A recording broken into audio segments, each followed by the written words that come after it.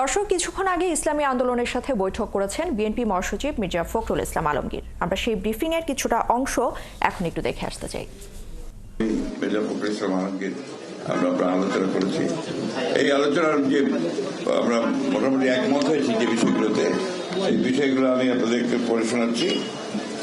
আধিপত্যবাদ, সম্প্রসারণবাদ ও সাম্রাজ্যবাদ মুক্ত, স্বাধীন, সার্বভৌম, টেকসই গণতান্ত্রিক কল্যাণমূলক রাষ্ট্র গঠনে জাতীয় ঐক্য গড়ে তোলা, দুর্নীতিবাদ, সন্ত্রাসী, খুনি ও টাকা পাচারকারীদের দ্রুত বিচারের আওতায় এনে দৃষ্টান্তমূলক শাস্তির ব্যবস্থা করা, ভোটাধিকার সহ সকল মানবাধিকার রক্ষায় জাতীয় ঐক্যমত গড়ে তোলা, ন্যূনতম প্রয়োজনীয় সংস্কার শেষ করে দ্রুত সময়ের মধ্যে সুষ্ঠু গ্রহণযোগ্য নির্বাচনের ব্যবস্থা করা, দ্রব্যমূল্যের ঊর্ধ্বগতি রোধ এবং সকল অধিকার বঞ্চিত মানুষের অধিকার প্রতিষ্ঠা করা, আইন শৃঙ্খলা স্বাভাবিক করে নিয়ে আসার ব্যবস্থা করা, আওয়ামী ফ্যাসিবাদ বিরোধী সকল শক্তি দেশ পুনর্গঠনে ঐক্যবদ্ধভাবে কাজ করবে।